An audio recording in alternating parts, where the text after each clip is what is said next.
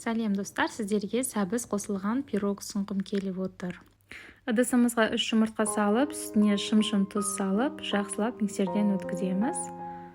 Осылай пышный болып көтерілгенше жақсылап өткізу керек. Оның үстіне қантымызды саламыз, жақсылап араластырамыз. Разрыхителімізді саламыз, сұйық майымызды құямыз, бәрін жақсылап араластырамыз. Енді ұн салып, ұнмен жақсылап араластырамыз. Осылайынан жақсылап араластырып, сәбізімізді теркадан өткізіп, осылайынан салып, барлығын жақсылап араластырып, мінекей дайын болды.